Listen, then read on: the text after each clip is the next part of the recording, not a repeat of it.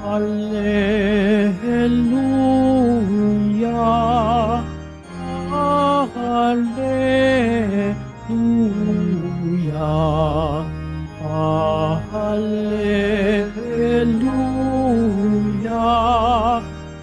Alleluia.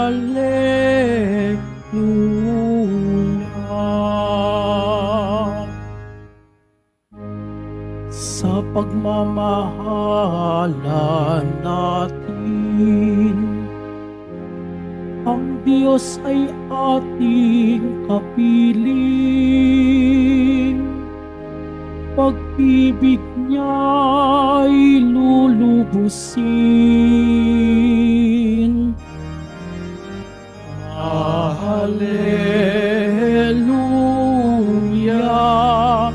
Alleluia,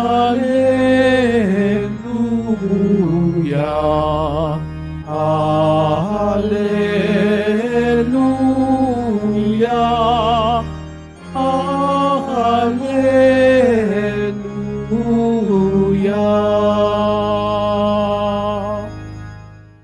Sumainyo ang Panginoon. At sumayo rin. Ang pagpapahayag ng mabuting balita ng Panginoon ayon kay San Marcos.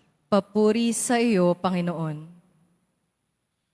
Noong panahong iyon, may mga Pariseyong lumapit kay Jesus. Ibig nilang masilo siya, kaya't kanilang tinanong, "Naayon ba sa kautusan na hiwalayan ng lalaki ang kanyang asawa?" Tugon niya, "Ano ang utos sa inyo ni Moises?" Sumagot naman sila, "Ipinahintulot ni Moises na hiwalayan ng lalaki ang kanyang asawa matapos bigyan ng kasulatan sa paghihiwalay." Ngunit sinabi ni Jesus, "Dahil sa katigasan ng inyong ulo, kaya niya inilagda ang utos na ito. Subalit sa pasimula pa, nang likhain ng Diyos ang sanlibutan, nilalang niya silang lalaki at babae. Dahil dito'y iiwan ng lalaki ang kanyang ama at ina, at magsasama sila ng kanyang asawa, at sila'y magiging isa. Kaya't hindi na sila dalawa, kundi isa. Ang pinagsama ng Diyos ay huwag paghiwalayin ng tao." Pagdating sa bahay, ang mga alagad naman ay nagtanong kay Jesus tungkol sa bagay na ito. Sinabi niya sa kanila, "Ang sino mang lalaking humiwalay sa kanyang asawa at mag-asawa sa iba ay gumagawa ng masama sa kanyang asawa, siya'y nangangalunya. At ang babaeng humiwalay sa kanyang asawa at mag-asawa sa iba ay nangangalunya din."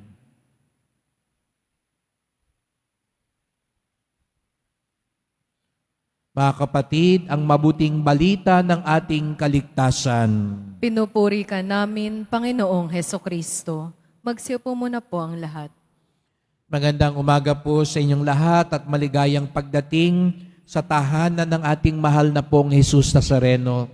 Pinagdarasal din natin ang mga nasa online, lalo na po mga may sakit, nag-aalaga sa may sakit at mga kababayan kadiboto natin mula sa iba't ibang panig ng bansa at daigdig na nais sumama sa misa dito sa Quiapo, sa Basilica Minor at Pambansang Dambana ni Jesus Nazareno. Araw ng linggo, araw ng Diyos, araw ng simbahan, at tayong lahat ay naririto sapagkat tinawag tayo ng Diyos, mahal tayo ng Diyos. Kaya't bigyan natin ng papuri, parangal at pasasalamat ng ating minamahal na Nuestro Padre Jesus Nazareno.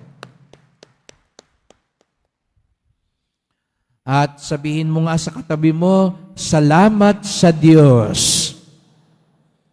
Salamat Bible expert o scholar para maintindihan ang sinabi niya. Ang pinagsama ng Diyos ay huwag paghiwalayin ng tao. Hindi na lang sila dalawa, kundi iisa. Kaya't wala na siguro tayong dapat pagtalunan pa kung ano ang kalooban ng Diyos. Marapat bang paghiwalayin? Marapat bang magpapalit-palit? Marapat bang paiba-iba? Simple lang. Ang sabi ni Jesus sa Nazareno, ang pinagsama ng Diyos, huwag paghiwalayin ng tao. Kaya't patuloy nating ipagdasal ang pagpapatibay ng buhay mag-asawa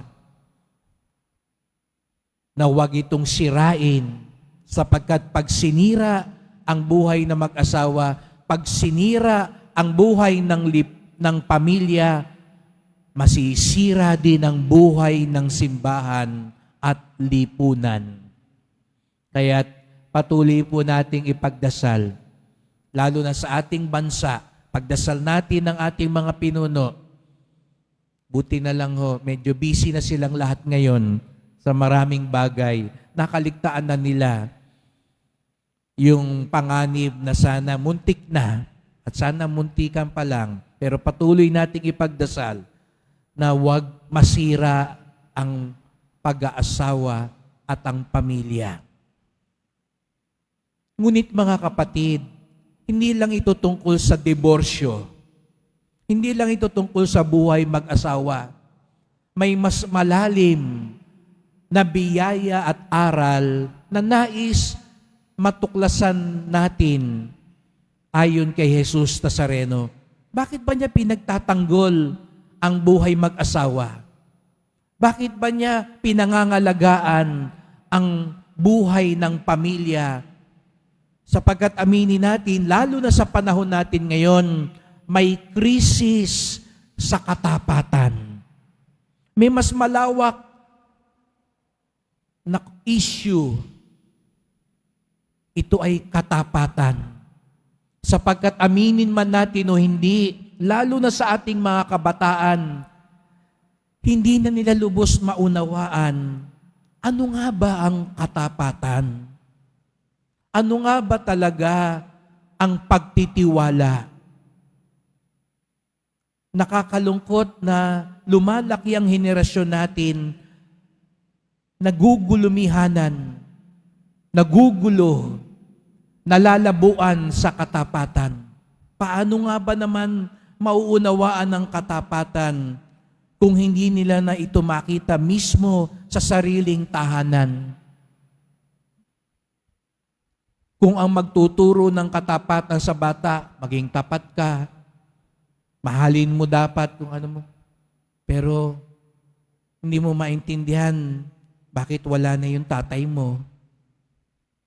Bakit ang maggagabay at magtuturo sa iyo maging tapat, hindi naman talaga yung nanay mo na rin.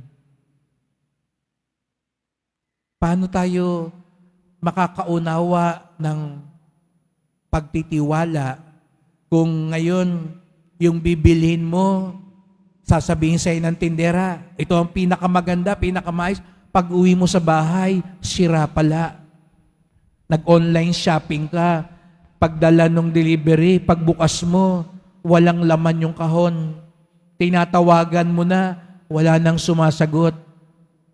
Kaya nagkakakrisis sa pagtitiwala at katapatan.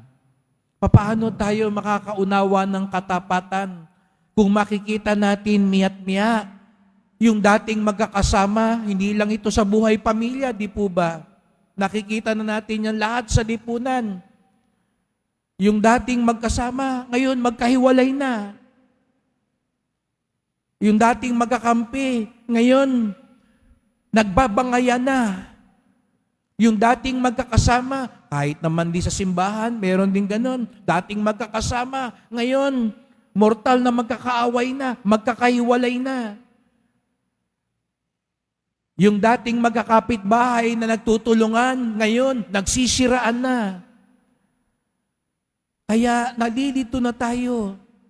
May katapatan pa ba sa mundo ngayon? Totoo pa ba ang magsama sa hirap at ginawa?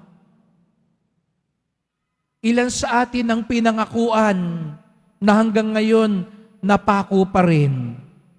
At aminin natin, ilan din sa atin ang nangako na hanggang ngayon salita pa rin yung pangako natin. Huwag tayong lalayo din ng tingin. At hindi po ako nandito para lang tingnan natin yung iba. Tingnan din natin ang ating sarili. Dahil umaambag din tayo sa krisis ng katapatan. Na tayo rin nakakasira para lalong maunawaan ng mga kabataan ng katapatan. Kaya nga, sa araw na ito, napakagandang ipinapaalala sa atin ni Jesus Nazareno, importante ang katapatan.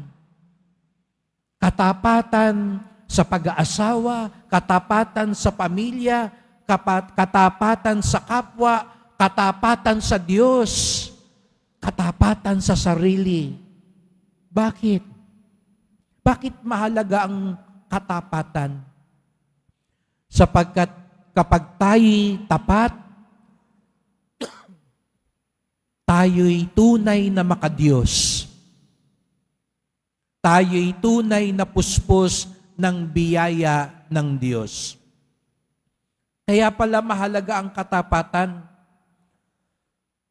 Sapagkat ang katapatan ay hindi lakas lang ng tao.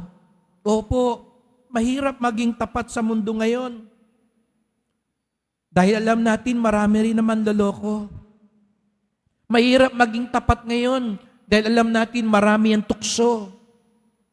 Mahirap maging tapat ngayon sapagkat alam natin papalit-palit, paiba-iba ang utak ng tao. Kung kaya nga't ang katapatan ay biyaya ng Diyos. Ang sabi nga po, ang umibig ay makatao. Pero ang manatiling tapat ay makadiyos. Madaling ma-inlove. Iba nga siguro sa atin ang bilis ma-inlove. At ang masaklap pa nga, paiba-iba kung ma-inlove. At akala mo, ang sweet-sweet naman, napaka-romantic, ma-in-love. But to stay in love, that is more powerful. That is more romantic. That is more graceful. Madali ma-in-love. Mas mahirap yung manatiling in love. Kaya wag mo lang ang tanongin ng sarili mo, in love ka ba? Mas magandang tanong, nananatili ka bang in love? Dahil yun ang isang sagisag na sa atin ang biyaya ng Diyos. Sapagkat yun ay kapangyarihan na nanggagaling sa Diyos. Kaya nga mag-asawa, kaya nga nagpapakasal sa simbahan, inaamin nila. Hindi lang pwedeng basta ma-in-love lang. They have to stay in love and they need the grace of God. Kaya nga sila naninikluhod sa Diyos. Kaya kahit kaming mga pare, kapag kami inordinahan, madaling sabihin, yes Lord. Pero panatiliin mo yung yes na yan, biyaya iyan ng Diyos. Bakit makadiyos yun? Tingnan natin uli ang Poong Nazareno. Pag nakikita sana natin ang Poong Nazareno, nakikita natin ang larawan ng katapatan. Katapatan ng Diyos sa atin. Dahil mahal na mahal niya tayo, sabi nga sa ikalawang pagbasa, siya'y Diyos, siya'y makapangyarihan, pero hinubad niyang lahat ito alang-alang sa atin. At sino ba tayo? Makasalanan. Sino ba tayo? Mga nanakit sa Kanya. Sino ba tayo? Mga nagtaksil sa Kanya. Sino ba tayo? Away ng away sa isa't isa. Sino ba tayo? Sira ng pangako. Pero isa lang ang sasabihin ni Jesus Nazareno, mahal ko pa rin kayo. Papasanin ko pa rin ang krus para sa inyo. Gagawin ko pa rin ang lahat, maligtas kayo. Hirap man ako, mahal ko pa rin kayo. Kaya nga't ang nananatiling tapat, ang tunay na deboto, ang tunay na Kristiyano, ang tunay na pinapahintulutang mabuhay sa Kanya, si Jesus Nazareno. Dahil ang taong nagiging tapat, napupuspos ng biyaya ng Diyos.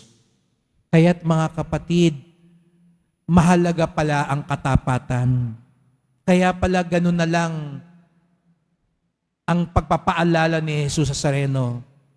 Dahil pag nasira ang katapatan, masisira din ang lahat sa buhay. Masisira ang pagtitiwala, masisira ang ugnayan, masisira ang mga pangako, masisira din ang mga pag-asa. Kaya pala ang Diyos, ito ang Kanyang ipinapakita sa atin, katapatan. Sapagkat sa puso ng isang tapat, napapaganda, napapabanal, napapabuti ang lahat. Pag nawala ang katapatan sa buhay mag-asawa, sa pamilya, sa bayan, sa simbahan, pag nawala ang katapatan, pumapangit ang lahat. Nasisira ang lahat. Naguguluhan ang lahat. Kaya't ipagdasal natin ang biyayang ito sa bawat isa sa atin. Magdasal po tayo. Mahal na pong Jesus Nazareno, ikaw po ang pinakatapat sa lahat. Kaya nga nandito po kami ngayon, sinisikap namin maging tapat sa iyo. Kaya nga, lalo na tuwing linggo, nagsisimba kami. Araw-araw nagdarasal kami. Araw-araw sumusunod kami. Sapagkat ang pagiging tapat ay tanda na ikaw ay nabubuhay sa amin. Paalala niyo po sa amin na kapag nawawala na ang katapatan sa aming buhay, baka nawawala na rin po kayo sa amin. Kaya ipinagdarasal po namin ngayon ang katapatan sa mga mag-asawa, katapatan sa pamilya, katapatan sa aming bayan at simbahan. Inaamin po namin, hindi namin kakayanin maging tapat sa ganang amin lamang, sapagkat ang katapatan ay biyaya ng Diyos. Ang katapatan ay tanda na ikaw ang nagahari sa amin. Salamat po, hindi nyo kami sinukuan at patuloy ang inyong awa at pagmamahal sa amin. Mahal na pong Jesus Nazareno, kaawaan niyo po kami, basbasan niyo po kami. Amen. Amen.